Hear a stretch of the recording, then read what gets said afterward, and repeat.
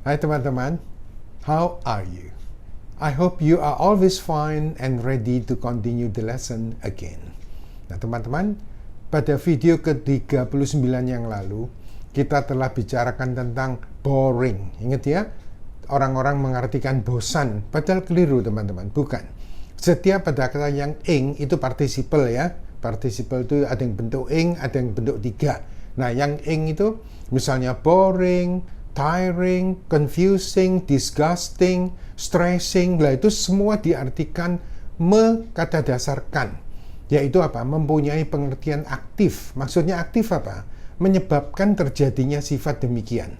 Sedangkan yang verb ketiga juga kata sifat, juga participle, seperti tired, bored, confused, disgusted, ya, nah, dan sebagainya, itu mempunyai pengertian pasif. Maksudnya pasif apa? Sifat tersebut disebabkan oleh benda lain, tidak mungkin terjadi tiba-tiba. Ya, misalnya begini, your question is confusing. Nah, pertanyaanmu membingungkan. Berarti apa? Pertanyaanmu ini menimbulkan, menyebabkan terjadinya sifat bingung. Ya, aktif kan? Nah, tapi kalau yang confused begini, I'm sorry, I cannot answer your question. I'm still confused. Nah, maaf, saya tidak bisa menjawab pertanyaan Anda. Saya masih bingung. Lah, saya tidak mungkin tiba-tiba bingung. Bingung saya ini disebabkan oleh pertanyaanmu tadi yang bulat gitu. Nah, jadi beda ya. Demikian juga dengan yang lain-lainnya. Nah, makanya teman-teman, pada video ke-40 kali ini, saya akan membuat teman-teman berpikir apa yang tidak pernah dipikirkan sebelumnya. Memang itulah ciri-ciri dari Yonggi English School. Ya, saya akan menginspirasi teman-teman yang dulunya tidak pernah memikir begitu, jadi memikir. Ya, makanya teman-teman jangan lupa selalu subscribe, aktifkan lonceng, like, share ke teman-teman yang lain jika perlu, dan bisa bertanya kembali atau memberi komentar pada kolom komen. Okay? Well, my friends, we will talk about new things from Yonggi English School. Please get ready. Okay? Participle part 2.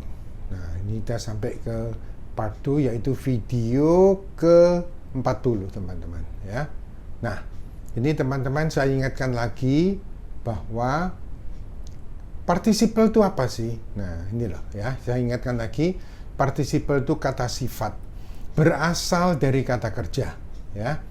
Mirip gerund? Ya, kalau gerund kata benda, ini kata sifat ya. Jangan lupa teman-teman, yang namanya kata sifat itu selalu menerangkan kata benda, selalu ya. Oh, misalkan the story is good. Nah, good itu menerangkan the story. Terus saya ganti the story is boring. Nah, boring itu juga menerangkan kata benda kan ya. Oh, jadi kata sifat itu selalu menerangkan kata benda. Itulah ciri-cirinya kata sifat ya. Nah, coba kita lihat sekarang. Saya ingatkan lagi teman-teman, participle itu adalah bentuk kata kerja yang bisa dipakai sebagai kata kerja dan sebagai kata sifat juga. Nah, itulah participle ya. Nah, kita lihat bahwa yang bisa dipakai itu hanyalah ya, tapi yang dipakai itu hanya bentuk ing dan bentuk tiga saja ya. Jadi bentuk 1 dan 2 hanya sebagai kata kerja saja, tidak bisa dipakai sebagai kata sifat. Oh, jadi kalau kata kerja itu hanya bentuk 1 dan 2. Ya tentunya kalau ditambah will, ditambah telah, ya macam-macam menurut tensesnya ya. Tapi bentuk 1 dan 2 itu hanya kata kerja. Sekali lagi yang bisa dipakai sebagai kata sifat hanyalah ini ya, hanya bentuk ing dan bentuk ketiga saja ya. Nah, teman-teman, kita tempoh hari sudah membicarakan tentang boring, tiring, lah itu artinya semua kan mengkatadasarkan, ya kan? Nah, terus sekarang ini kalau kita menggunakan kata kerja, itu artinya sama teman-teman. Ya, jadi kalau boring membosankan, bore juga membosankan. Tiring melelahkan, tire melelahkan.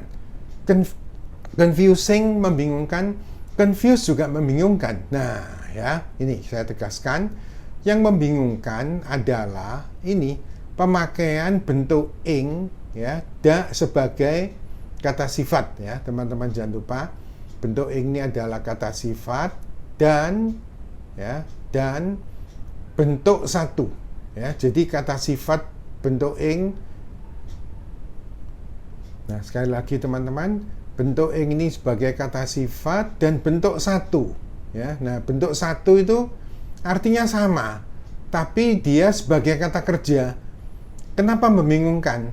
Karena kedua-duanya mempunyai arti yang sama ya, yaitu me plus kata dasar plus kan. Nah, ini loh susahnya teman-teman ya.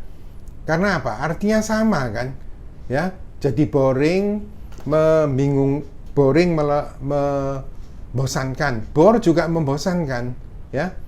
Nah, jadi teman-teman supaya nggak bingung, nah ini ya, kita lihat yang membedakan. Nah ini ya, yang membedakan adalah bentuk ing kata sifat ya. Bentuk ing kata sifat tidak diikuti objek. Nah, di situ yang utama teman-teman ya. Bentuk ing kata sifat tidak diikuti objek. Nah, sedangkan yang kata kerja bentuk satu ya, bentuk satu ini kata kerja harus diikuti objek.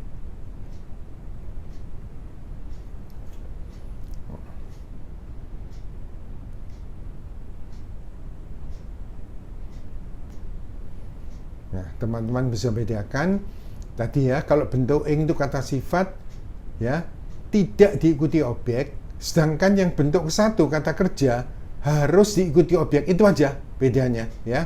Nah ini, bandingkan contoh-contoh kalimat di bawah ini ya, ke satu. Apakah pertanyaan saya membingungkan? Nah ini membingungkan ini kan tidak diikuti objek kan ya. Nah berarti dia adalah kata sifat ya. Nah kita lihat ini bahasa Inggrisnya ini. Is my question confusing? Nah kita pakai ing karena dia kata sifat, jangan lupa to be ya. Boxing jangan lupa teman-teman ya. Karena apapun terjadi, boxing tidak boleh lupa. Ini kata sifat, berarti bukan kata kerja, harus pakai to be ya. Nah, is my question confusing? Nah, jawabannya bisa yes, it is confusing. Ya, itu membingungkan. Atau no, it is not confusing. Tidak diikuti objek kan? Ya. Nah, coba kita lihat sekarang contoh yang kedua. Apakah pertanyaan saya membingungkan kamu? Nah, teman-teman, apakah pertanyaan saya membingungkan kamu? Membingungkan kamu itu diikuti objek. Membingungkan banyak orang, membingungkan saya, membingungkan teman-teman kamu. Nah, itu diikuti objek, teman-teman. Jangan lupa ya. Nah, ini kalau diikuti objek, berarti sebagai kata kerja. Itu toh, ya. Jadi kalau tidak diikuti objek, kata sifat pakai bentuk ing. Kalau kata kerja diikuti objek ya. Nih contohnya ya, kita lihat contohnya ini. Does my question confuse you? Nah, kok pakai does ya? Kan saya bilang membingungkan kamu diikuti objek kan? Maka harus pakai kata kerja. Kata kerja tidak mungkin pakai to be kan? Boxing teman-teman ya. Begitu to be tidak ada, cepat ambil bantuan does karena my question termasuk it kan? Nah, jadi does my question confuse you? Nggak pakai S loh teman, soal pakai does ya. Nah jawabannya yes, it confuses me. Iya, itu membingungkan saya. Diikuti objek kan ya. Nah jangan lupa teman-teman, ini cuma pengingat ya. Jangan lupa kalau does hilang, kata kerja harus ditambah SES. Itu adalah pelajaran lama ya. Nah cuman saya ingatkan saja. Sekarang kalau bilang no, ya no, it does not confuse me. Ya, tidak, itu tidak membingungkan saya. Kalau saya pakai does, S-nya hilang kan ya. Nah, lagi ya, it confuses me, diikuti objek. No, it does not confuse me, diikuti objek juga, ya. Nah, ini contoh lagi teman-teman yang ketiga ya, ini. Yang ketiga, saudaramu akan membingungkan banyak orang besok. Nah, akan kan, akan membingungkan. Maka ini adalah waktu akan datang, simple present future tense. Akan datang kan pakai will kan? Ya. Nah, maka kita bilang your brother will confuse a lot of people tomorrow. Diikuti objek, teman-teman. Membingungkan banyak orang. Objeknya pakai will karena ini akan datang. Ya, nah kita lihat contoh yang keempat. Orang itu membingungkan teman-teman saya tadi malam.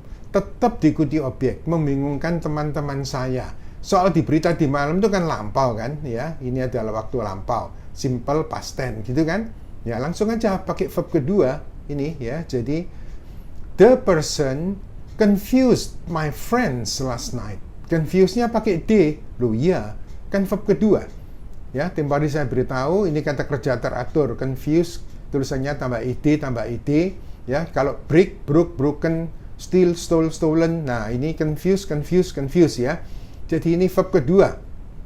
Jadi the person confused my friends last night. Oh, ini kok kayak verb ketiga ya? Loh, kebetulan kata kerja teratur kedua dan ketiga kan sama kan, ya. Nah, karena diikuti objek, tetap kata kerja teman-teman. Karena lampau pakai verb kedua ya. Coba kita lihat contoh berikutnya lagi ini ya. Contoh yang kelima. Kamu telah membingungkan keluargamu. Nah, telah, ingat ya. Telah itu namanya adalah waktu sudah dilakukan, simple present perfect tense. Ya, nah ini kita telah, ingat ya, telah mesti pakai have, has, V3 dulu teman-teman ya. Nah, you have confused your family. Ya, kamu telah membingungkan keluargamu. Nah, telah ini V3. Lah yang confused di atas ini tulisannya sama, tapi ini verb kedua, lampau, ingat ya. Lampau kalau tertentu itu pakai V2, last night ini tertentu ya, pakai verb kedua. Nah, kalau yang ini, you have confused your family. Kamu telah membingungkan. Nah, telah itu pakai have V3. Jadi walaupun tulisannya sama, tapi beda teman-teman ya. Ini bentuk kedua, ini bentuk ketiga. Makanya teman-teman, untuk pemula, ya, waktu saya mengajar murid saya, kalau tanya, I'm tired. Tired tulisannya kan tired. Itu kok kayak lampau ya, sir? No, itu bukan lampau. Tulisannya memang begitu. Pakai ed, tapi bukan lampau. Saya tidak mengajarkan lebih jauh, teman-teman. Ya, kalau sudah belajar boxing, jangan pecah ke lain-lainnya. Nah, tapi sekarang, tired, I'm tired. Nah, tired itu bentuk kedua, bukan bentuk ketiga. Kata kerja bentuk ketiga yang dipakai sebagai kata sifat. Namanya participle, oke? Nah, coba. Sekarang bandingkan lagi contoh-contoh berikut ini di mana kalimat pertama memakai bentuk ing. Ingat ya, bentuk ing itu kata sifat. Ingat ciri-cirinya tidak diikuti objek. Cuman gitu kok teman-teman ya. Nah, sedangkan kalimat yang kedua memakai verb 1. Ya, verb 1 kata kerja, ciri-cirinya ingat diikuti objek. Cuman gitu kok teman-teman ya. Nah, ini saya beri contoh ke satu. The scenery of Labuan Bajo is really amazing. Ya, jadi pemandangan dari Labuan Bajo, tahu ya, Labuan Bajo tempat terkenal di Nusa Tenggara Timur atau Barat itu. Nah, benar-benar mentakjubkan, amazing, tidak diikuti objek. Maka pakai bentuk ing sebagai kata sifat. Nah, sedangkan yang ini ya, yang kedua, the scenery, kalimatnya buat sama teman-teman ya. The scenery of Labuan Bajo really amazes everybody who has visited it. Ya, jangan lupa. Amazes everybody. Mentakjubkan setiap orang yang telah mengunjunginya. Jangan lupa diikuti objek. Ya, diikuti objek itu dia pasti kata kerja. Nah, jadi jelas sekali teman-teman di sini ya. Jadi kalau amazing pakai is karena dia kata sifat. Makanya harus pakai to be ya. Nah, amazing tidak diikuti objek. Tapi yang ini amazes everybody who has visited it. Nah, yang penting everybody ini kan objek ya. Amazes me, amazes you, amazes your family. Semua boleh diikuti objek ya. Nah, kita lihat contoh yang berikutnya. Ya, contoh yang kedua. Your absence will surely be disappointing. Ya. Nah, jadi ketidakhadiranmu akan pasti mengecewakan.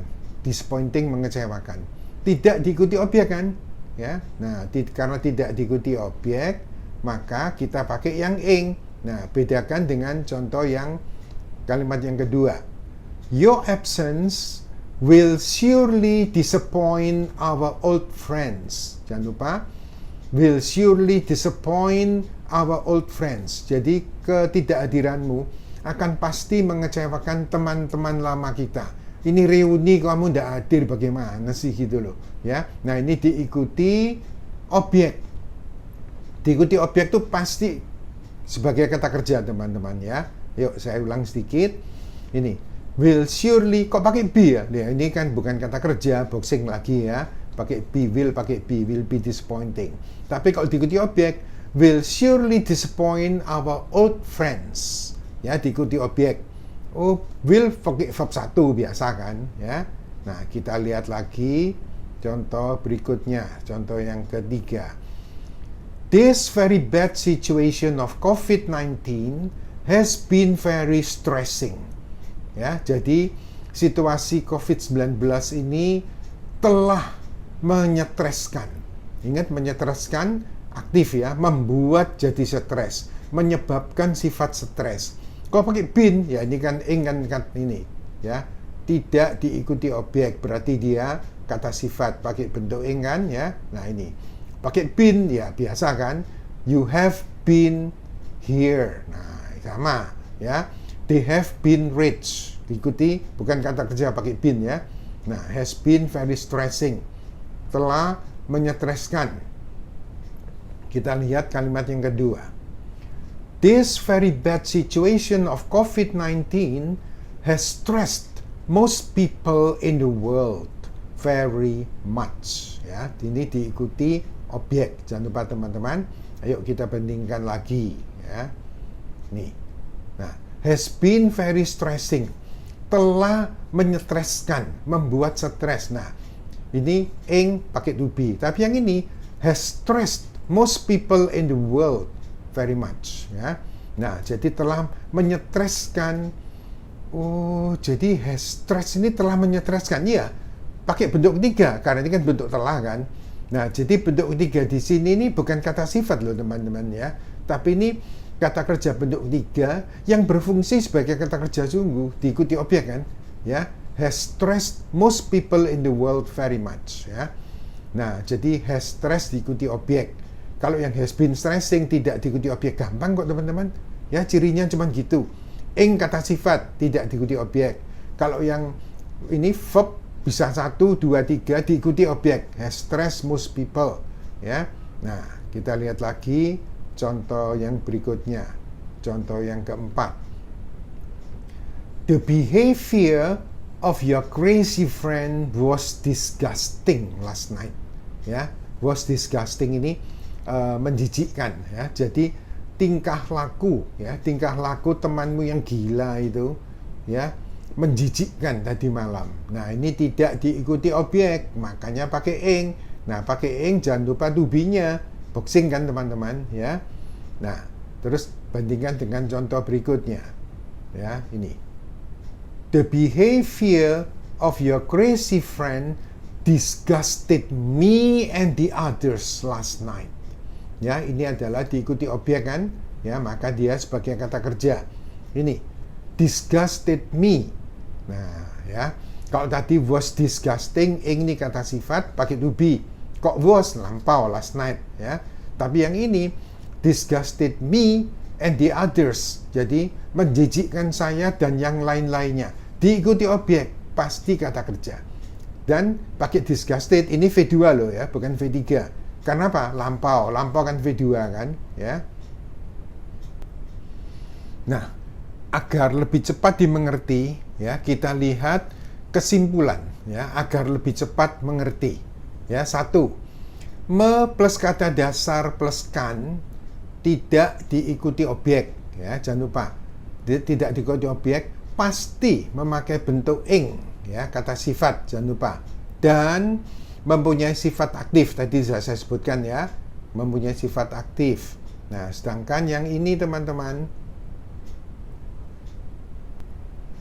nah ya, yang kedua ini me plus kata dasar plus kan diikuti objek pasti memakai verb 1, ya, yaitu kata kerja bentuk 1 diikuti objek. Jangan lupa teman-teman ya. Nah, ini kita bandingkan contohnya lagi ya. Jadi yang kata dasar kata dasarkan tidak diikuti objek ya. Ini contohnya ya. Film itu cukup bagus, tapi agak membosankan. Tidak diikuti objek kan ya. Agak membosankan, tidak diikuti objek, maka kita bilang the film is good enough but rather boring. Jangan lupa ya, tidak diikuti objek. Nah, sedangkan yang ini yang kata dasarkan diikuti objek, dia pasti memakai verb 1 ya, kata kerja kan. Nah, ini contohnya kita lihat. Cerita ini biasanya membosankan para murid. Jangan lupa ya, diikuti objek. Diikuti objek ini pasti dia sebagai kata kerja ya. Nah, ini jadi kita bilang this story usually bores students. Jangan lupa teman-teman ya. Bores pakai S ya. Ada ya. Loh, makanya teman-teman jangan pakai feeling. Kok biasanya enggak pernah pakai gitu. Sekarang silakan pakai. Bore ini kata kerja bentuk 1. Maka ditambah S karena si it kan, di story kan it, maka bores. Jadi cerita ini biasanya membosankan para murid. Ya, diikuti objek ya. Ini supaya cepat ngerti teman-teman. Kita lihat yang ketiga. Kata dasar tanpa metitikkan ya, kata dasar pasti memakai V3, yaitu kata sifat dan mempunyai sifat pasif. Ingat ya, saya sudah sebutkan tadi pasif itu tidak pasif itu disebabkan oleh benda lain ya. Nih contohnya kita lihat ini. Terus terang, saya sangat bosan jika saya harus makan makanan ini lagi ya. Kenapa bosan? Loh, ya makan itu terus sih gitu kan ya. Nah, ini kita bilang frankly, terus terang ya, I'm very bored if I have to eat this food again ya. Nah, jadi kalau harus makan makanan ini lagi. Nah, I'm very bored. Bored ini bosan teman-teman ya. Tidak mungkin saya tiba-tiba bosan. Bosan saya ini disebabkan oleh benda lain teman-teman ya. Oh, jadi kalau ing aktif tidak diikuti objek, verb 1 aktif diikuti objek, yang ini pasif ya, bored. Saya bosan. Nah, jangan lupa teman-teman, nothing is difficult if we understand it well ya. Betul teman-teman? Tidak ada yang sulit jika kita mengerti dengan baik ya. Nah, teman-teman, hari ini kita telah selesaikan pemakaian participle dengan tuntas. Teman-teman sekarang tahu bagaimana menggunakan kata boring, membosankan, tidak diikuti objek. Tapi kalau diikuti objek, memakai verb 1, bore ya. Nah, sedangkan yang bored, bosan, itu pasif, tentu tidak diikuti objek juga ya. Nah, teman-teman, ternyata kalau kita mengerti participle itu sering dipakai dalam percakapan, sangat sering teman-teman ya. Nah, teman-teman, I think it's enough for now. You have understood very well. It's time to say goodbye. Thanks for watching and learning the videos from Young English School. Goodbye and see you again.